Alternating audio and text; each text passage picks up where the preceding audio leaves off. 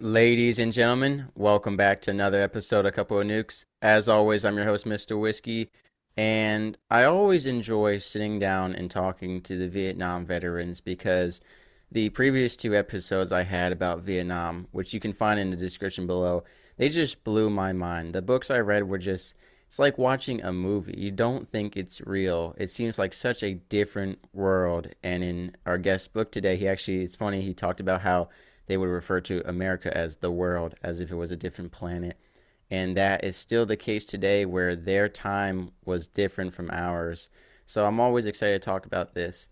That being said, ladies and gentlemen, I want to preface this with something just so expectations are clear for everyone.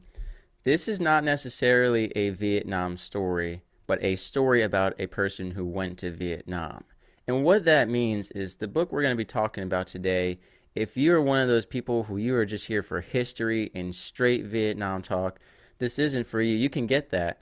But this is so much more personal with the before life of the character, the afterward, and so much more detail. And that's not for everyone, but if it is for you, then definitely check it out.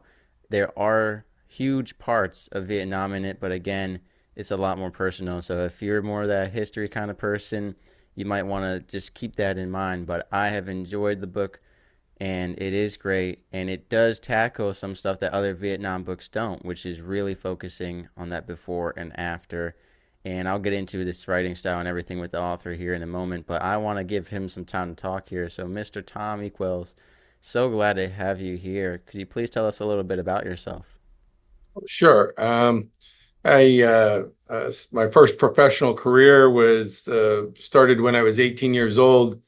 I was recruited by the Army to attend Army flight school as soon as I graduated from high school. So I got my diploma, and 2 weeks later, I was on my way to infantry training. And they trained you as an infantry soldier first. So if you flunked out of flight school, they just give you an M16 and send you to Vietnam, right? But it was a great incentive to, do a good job in flight school. But I was an Army pilot. I flew helicopter gunships called Cobras in Vietnam. And then I was selected to be an instructor pilot at the Army Aviation Center. And I served there after Vietnam for 4 years. And while I was there, I got my bachelor's and my master's degree, and left the Army at that point in time to go to law school, and got my Juris Doctorate at Florida State University, and practiced law for probably 35 years, roughly. And now I'm working as the CEO for an immunology research and development company. Wow, I don't want to focus too much on that, but that does sound, that's a big word for some of our, listeners out there in the audience. So what exactly does that mean? Well, we are utilizing, it's hard to explain without getting a little bit technical, what's called a double-stranded RNA that is a toll-like 3 receptor agonist or stimulant. But in just its basic components, it's a nanoparticle, a small particle that stimulates an immune response by replicating, for example, a virus. And a lot of viruses and cancers survive because they evade the immune system. So what this does is it serves to activate an immune response that circumvents the tumor or the virus's camouflage, which prevents the immune system from attacking it. Okay. Yeah, ladies and gentlemen, I hope you were able to follow most of that. I actually had studied for a project in high school genetically modified viruses that target and attach onto those cancerous and tumor cells and then implant a immune virus into it using viruses to fight viruses with viruses. Awesome stuff. But we're here to talk about something a little more simple yet complicated in its own sense, which is horsemanship, specifically the horseman's tale. Now, ladies and gentlemen, I highly encourage you, if you're listening to this on an audio only platform, to check out the YouTube at some point. We will have the book displayed on screen. I do have it here with me, but I'm going to have it also as an image in the bottom left hand corner for y'all to check out. We're going to talk about the cover design in a minute here. And then later on, we are also going to have on display a painting that Mr. Equels wanted to share with us and discuss. So there are some visual elements to this, but don't worry, we've got two authors talking. So our specialty is taking those visual elements and turning them into words, or in this case, an audio version for you. So let's start, Mr. Equels, with, you talked about the Vietnam War and serving in the military. And it's known now that no matter when or where or how you served, there's a huge mental health component to it. I mean, the VA is actually talking about every veteran having automatic 10% disability for mental health because it is just so common. And in your book, which by the way, ladies and gentlemen, brand new, so please go give it some love and support. But in your book, it starts off talking about WET, W-E-T, Whiskey Echo Tango, also known as written exposure therapy. Now, that entails, nonfiction writing, talking about your life, just writing the thoughts that come to your head.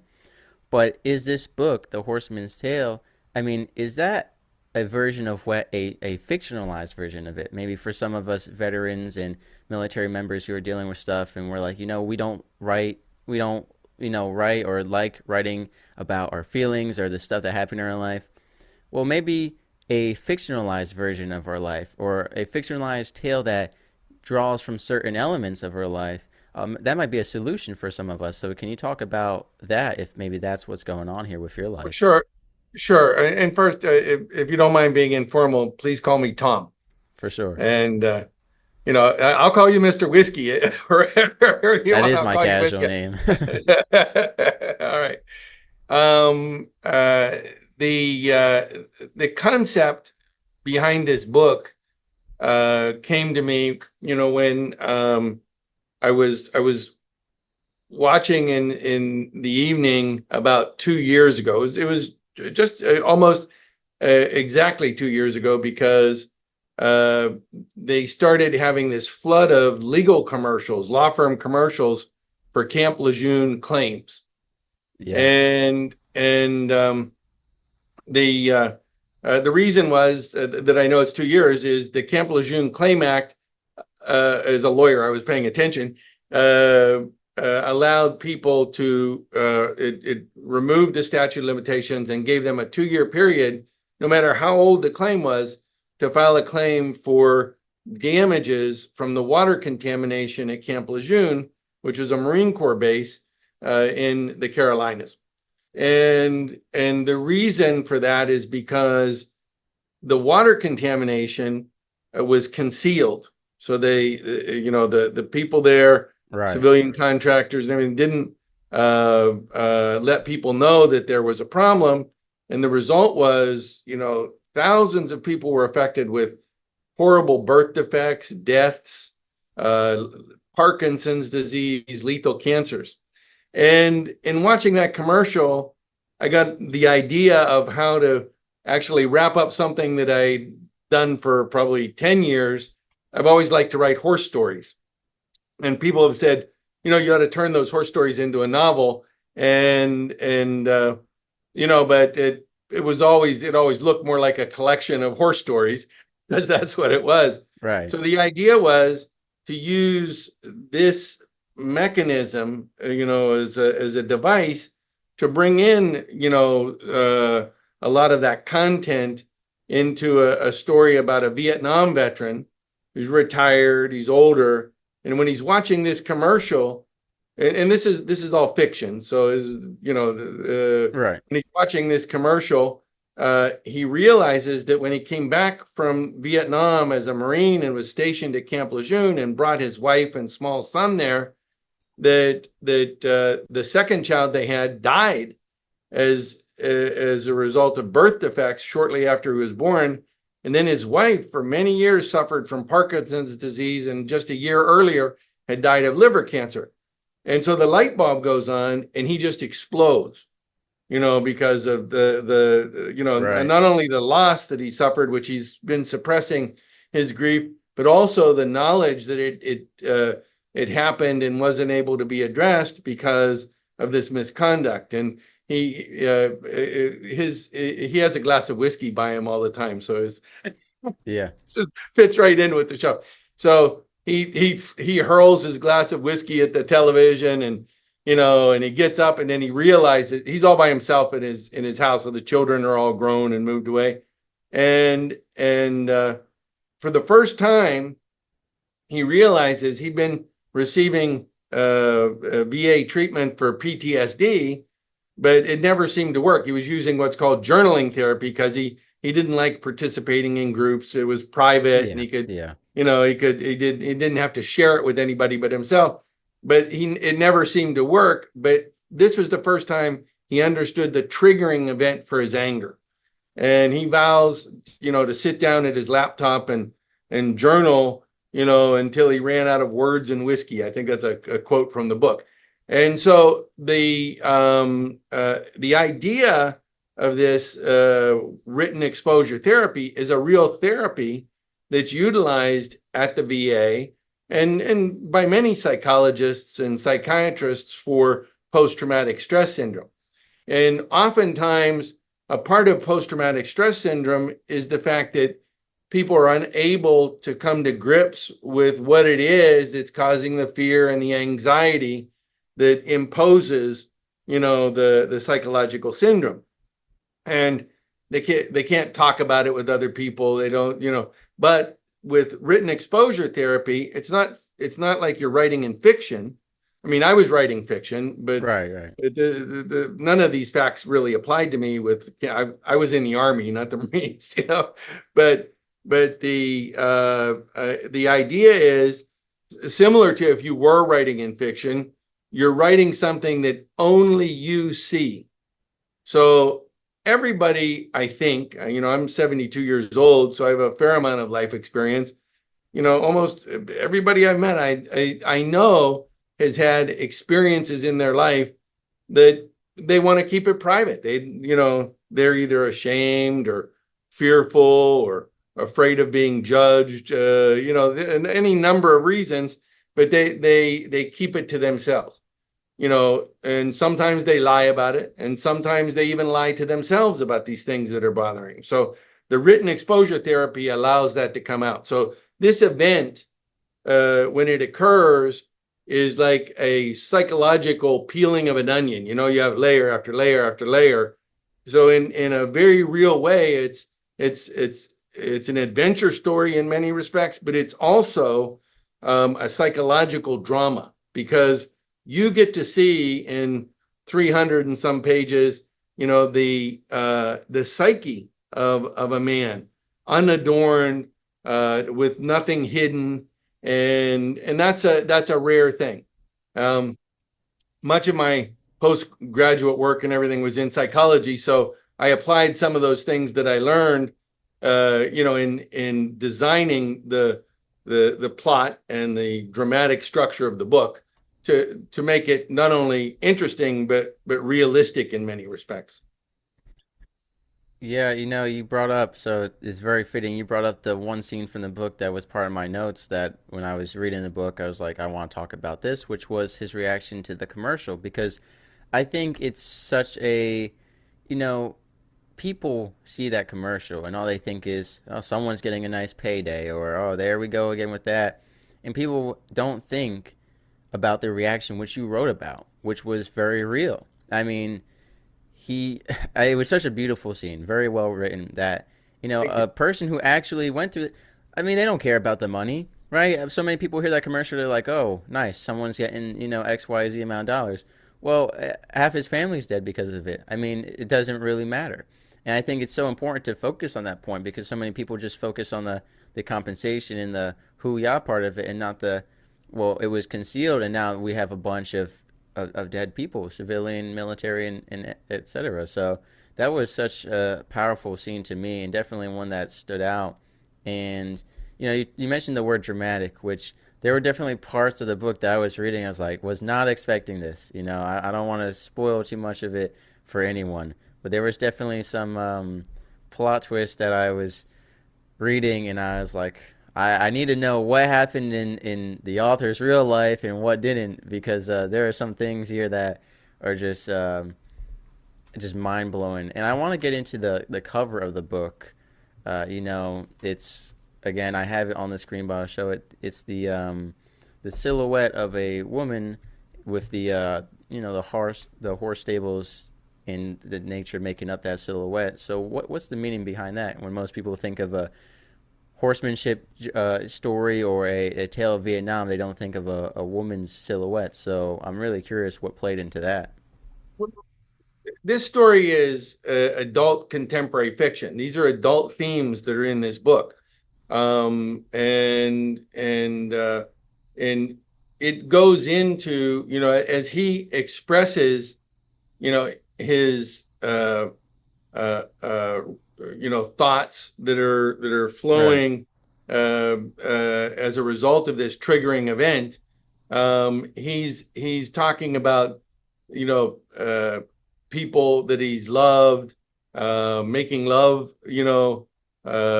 suffering, violence. There are a lot of themes, but ultimately, one of the sort of overarching concepts here is about love, and it's about his love for his wife and his family.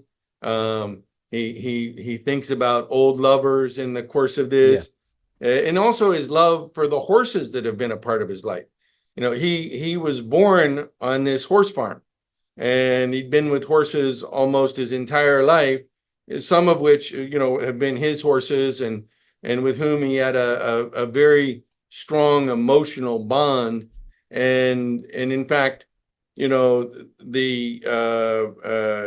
horses in his life, much like equine therapy that you've heard of, Right. although he didn't have to go for equine therapy because he's working with horses every day.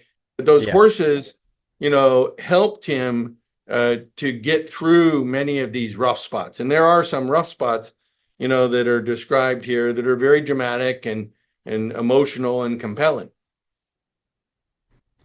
Yeah, for sure. You talked about the writing style is very interesting. I would liken it to Mary Shelley's original Frankenstein in Slaughterhouse-Five, which was written not by Mary Well, I Shelley. appreciate putting me in such nice company. Thank you. Yeah, yeah.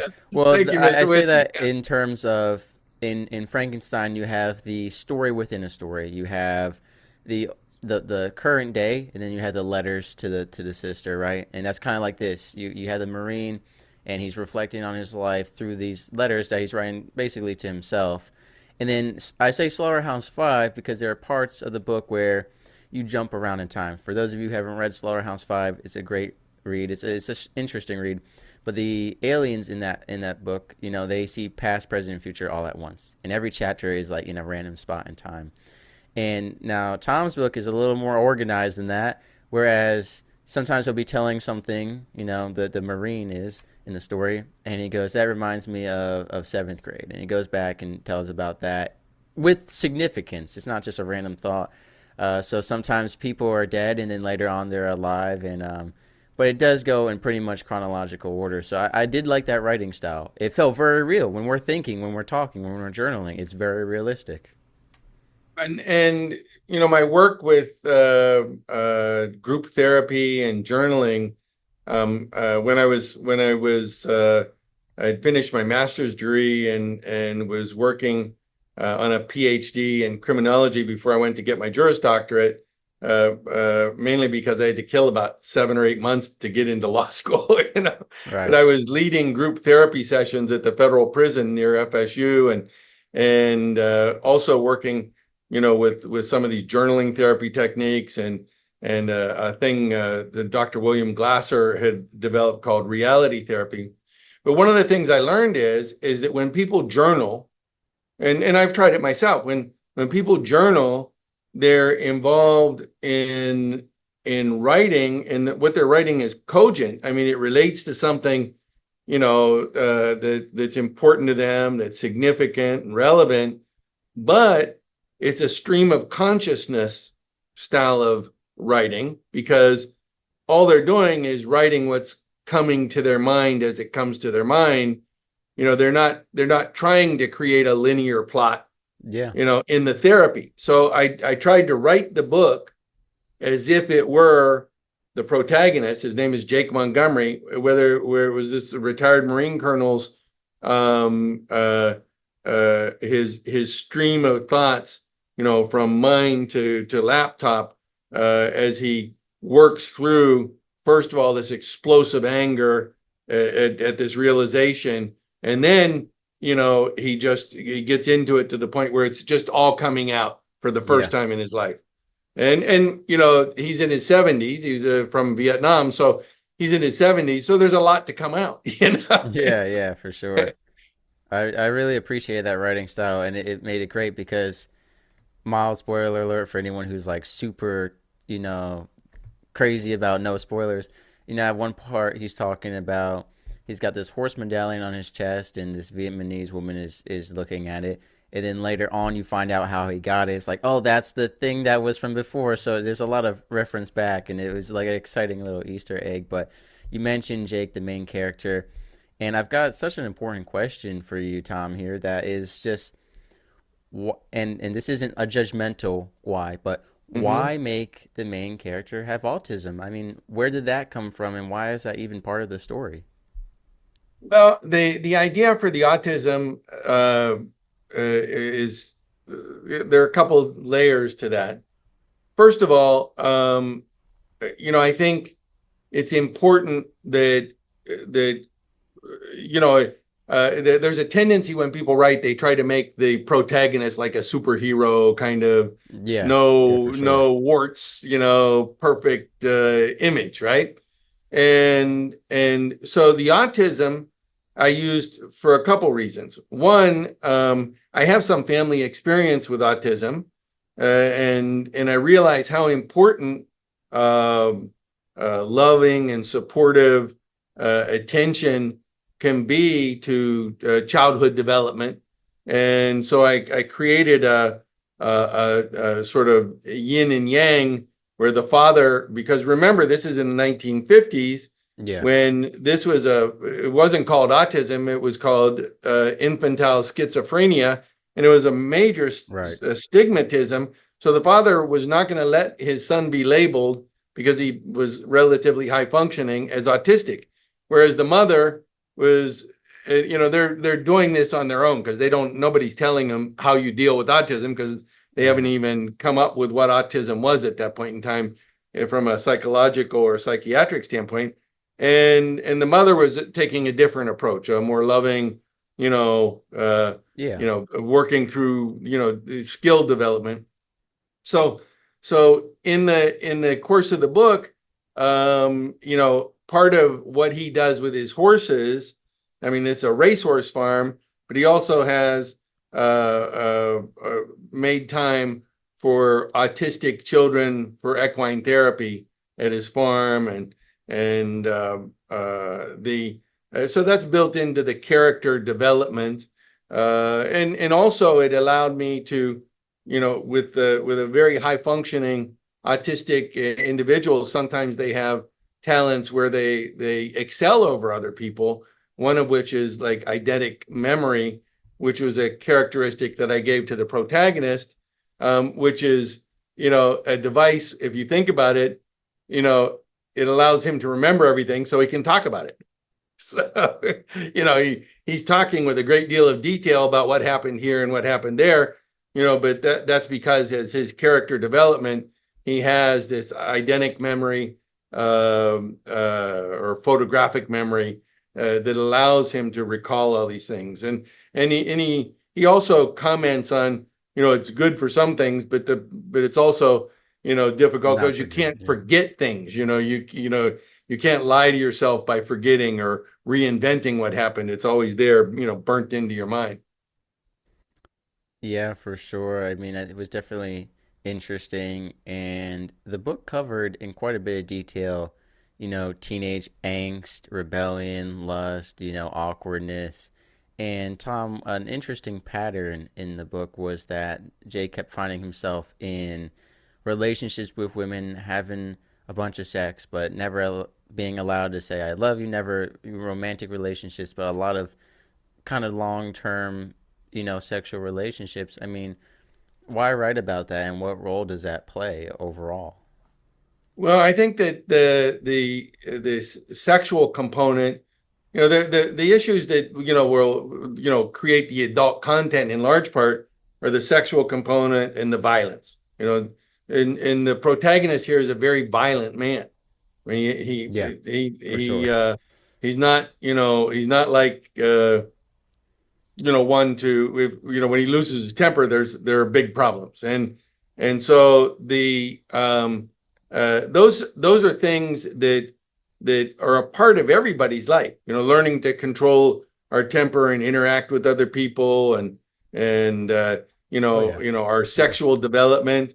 These are things that we don't talk about often, but they're almost. In fact, the outlier would be if somebody didn't have anger issues from time to time, didn't have sexual activities of some sort from time to time.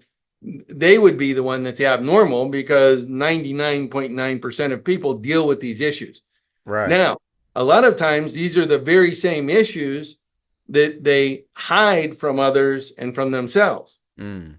you know so going into those things allows us to develop a message, which is a message that I tried to communicate in the book, through the story, rather than just like preaching a message. Right. Yeah. And the message is that you know the one of the most important things that we can have in life is love. And in order to have love, you have to have the capacity to engage in forgiveness and acceptance of others. And you can't do that fully unless you're prepared to forgive yourself, to accept yourself, to love yourself. That becomes the foundation for how you react with others. Now, you're familiar with horses, right? Pretty well. I did read the book, so I'd like to say I know more than the person who hasn't read the book. Right. But I mean, you're a horseman, correct? I am not a horseman, actually. I No. look like a horseman, but not everyone who wears ranch gear is a rancher. I've actually never, been on a horse. I get asked that a lot. I've talked to other veterans about equine therapy and all of that, but I've never experienced it myself. Well, it's a good experience, but anybody who's done a lot of work with horses realize they realize that horses have a very highly developed empathetic IQ. I'll use the word IQ, Yep. as and empathy is that a horse can feel what you're feeling. Now, this is not a thought, it's a feeling. So if, let's say you're upset, you're upset and you're sad, that affects the horse. The horse feels that. When you're angry, the horse feels that. If you're anxious, the horse, or fearful, the horse feels that. Now, when they're feeling that, they start to mirror the way you feel. There's an old saying that the best thing for the inside of a man is the outside of a horse.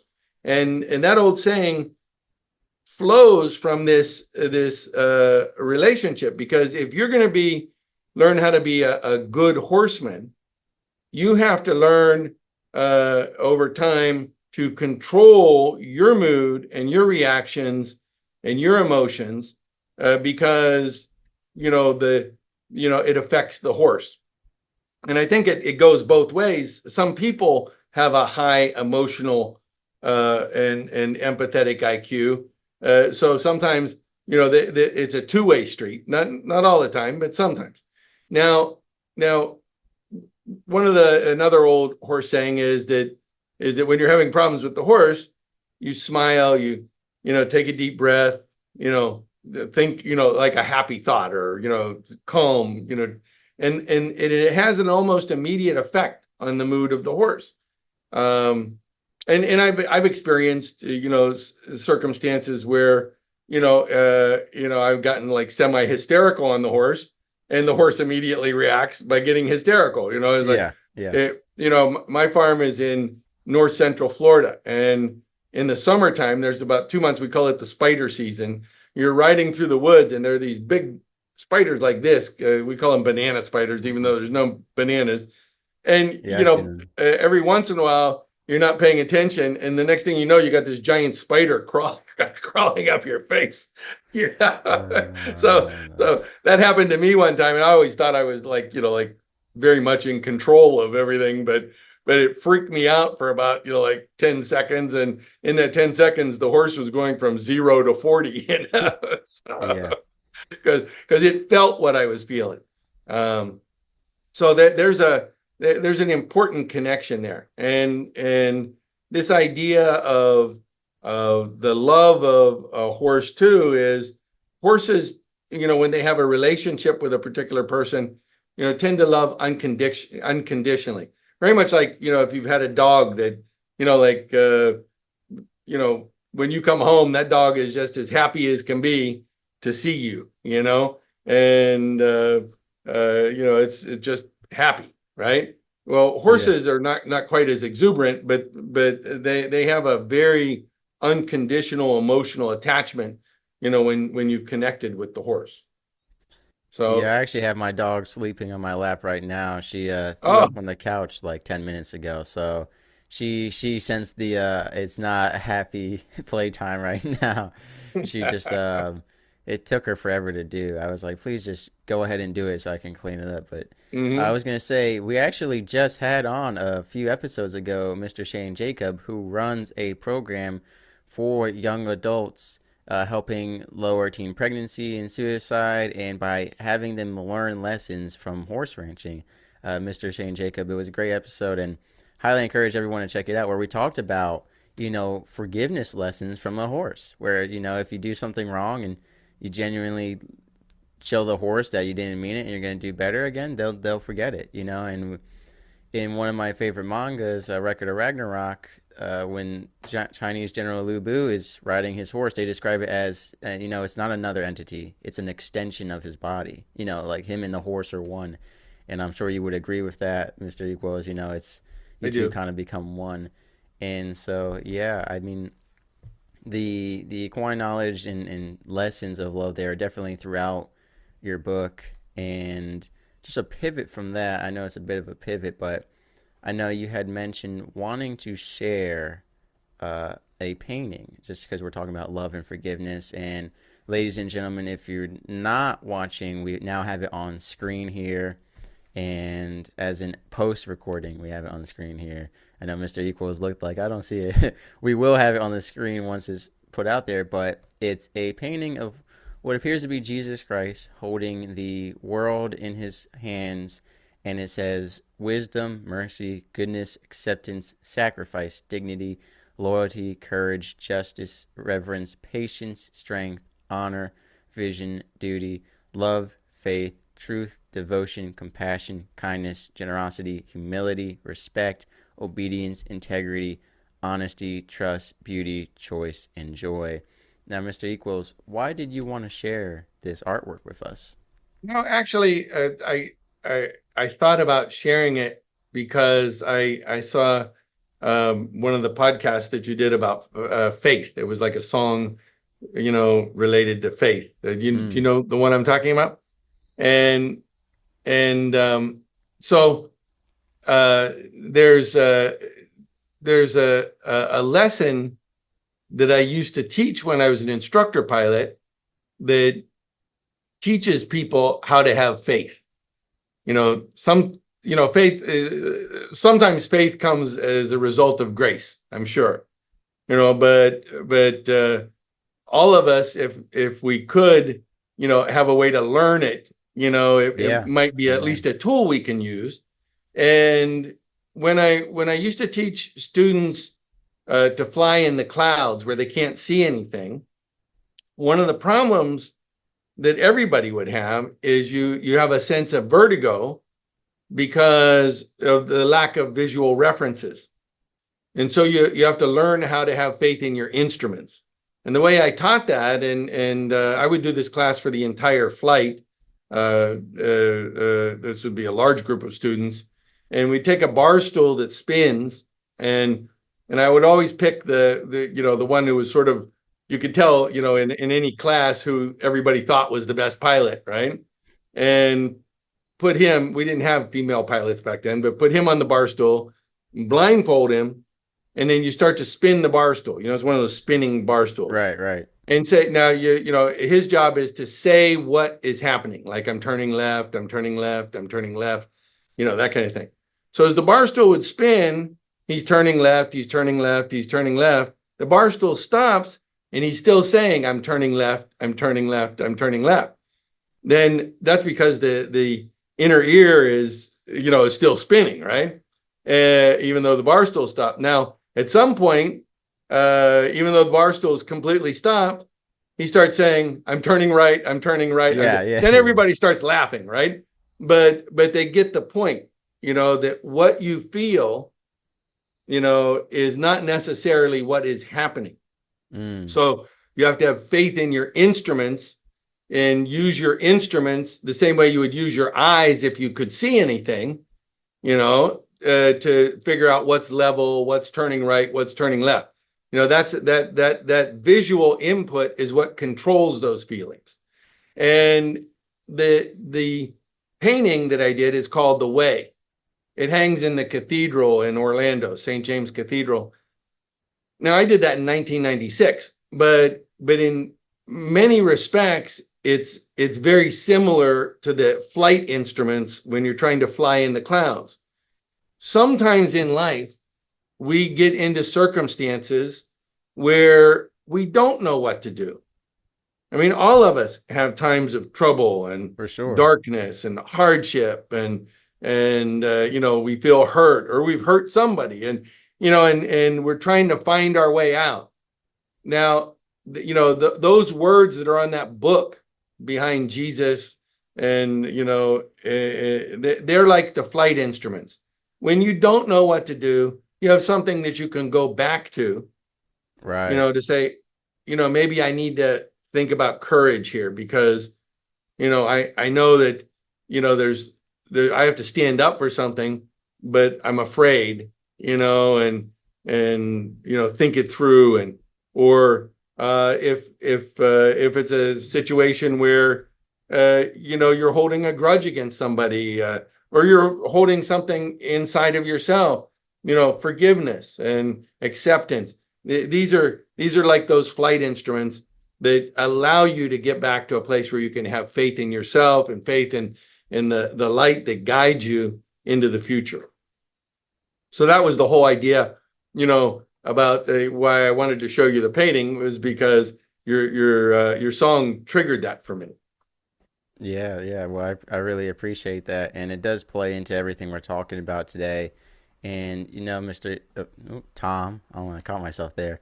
You know what I really want to focus in on before we close off, which is obviously we want to recommend your book to everyone. It's a great book. I thoroughly enjoyed it, and obviously you're a little biased yourself, but you know, who specifically should read this book? Who would really benefit from it? Whether that's Vietnam veterans who are still trying to deal with some of those emotions, whether it's guys and gals from the Middle East nowadays, or even just civilians who can get something out of it. Who should really read your book?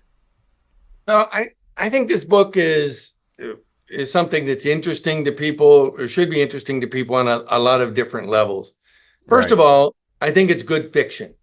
You know, it's a compelling psychological drama as you see this man's life sort of, you know, open up, and the layers to it, and the relationships, and what he's been through, and how he dealt with it. And you know, some of these things are very dramatic and have elements of adventure, elements of deep emotion, that makes for a good read, I believe.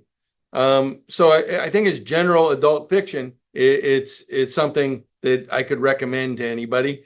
But also the storyline here is very important as well.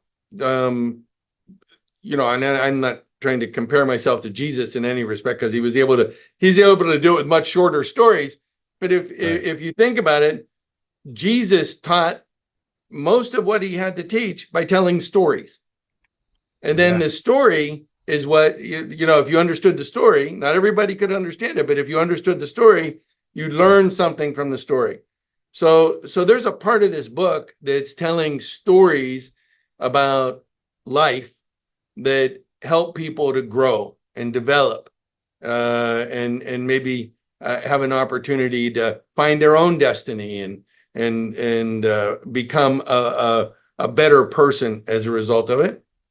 And then for certain specific groups, I think there's a strong interest.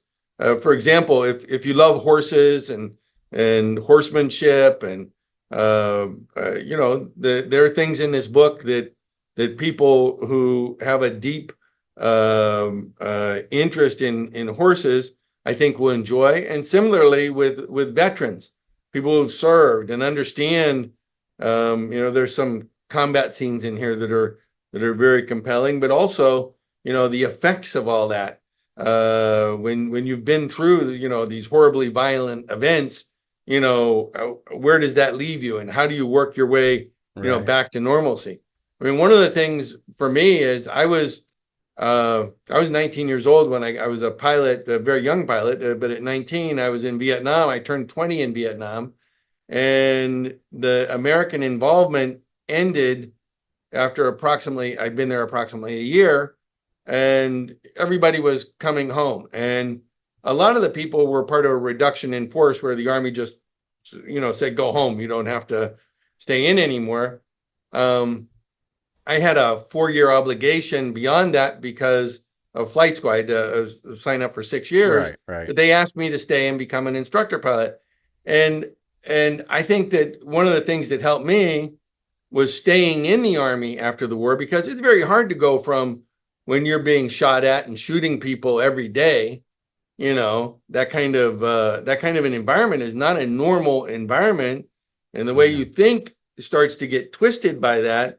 So being able to stay in the Army for that extra 4 years was very helpful to me, because then I was in an environment in the United States that was controlled. It gave me time Right. to Right. work through some of these issues and calm down a little bit. But not everybody had that chance, and this goes into some of those issues that will help people that are distressed as a result of their combat experiences, to maybe by thinking about it, they can start the decompression process. And it's also a testament to how written exposure therapy or journaling therapy can be a powerful therapeutic tool to create healing for people who are having those kinds of issues.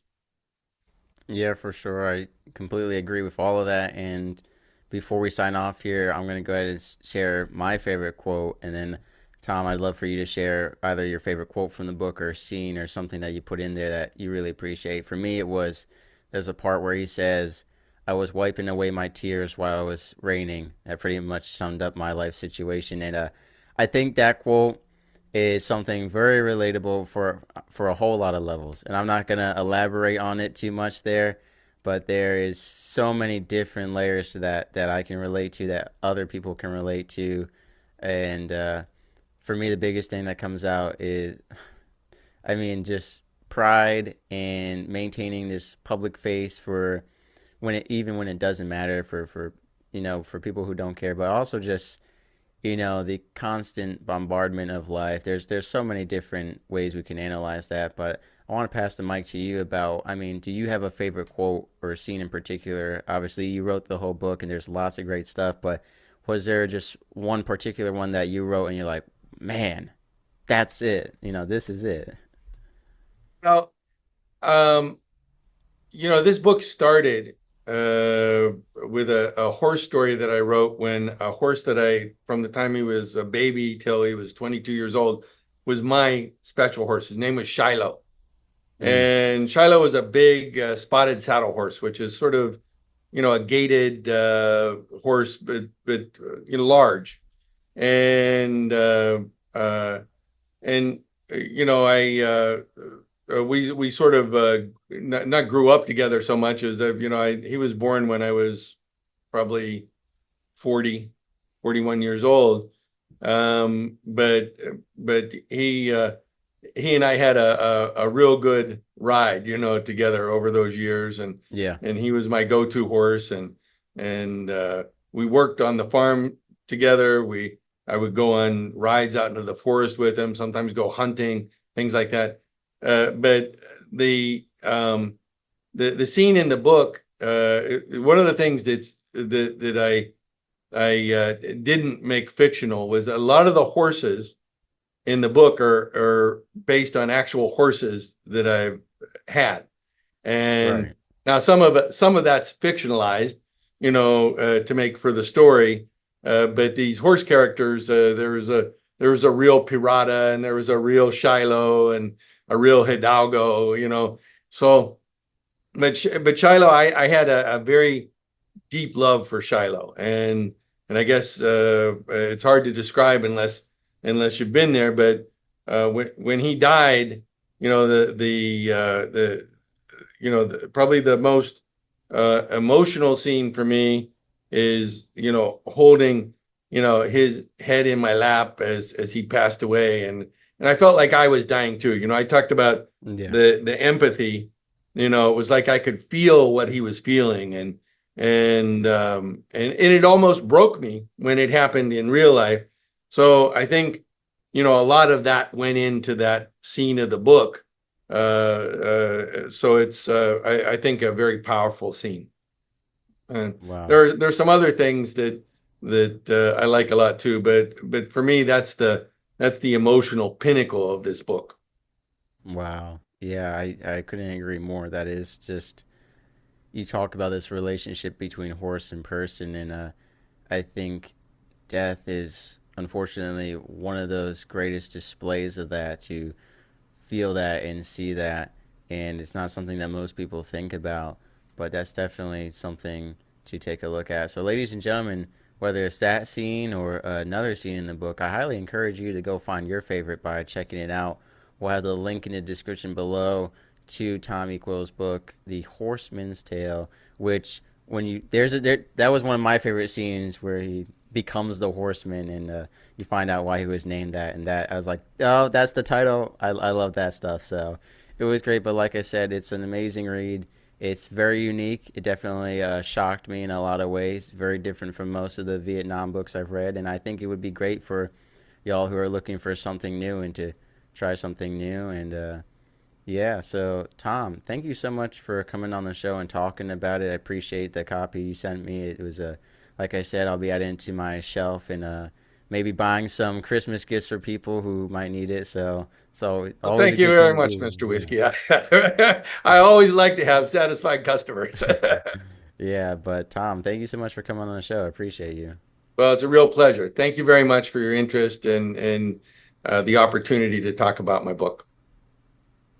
Sailing through the ocean blue, nuclear reactors my crew, guiding the ship, the stars as our guide, through the waves we ride.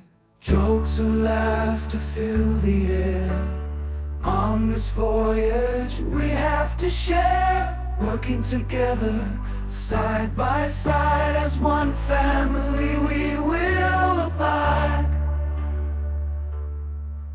In the heart of the ship we reside, nuclear operators with pride, powering the vessel with every stride. Our mission, a source of great pride.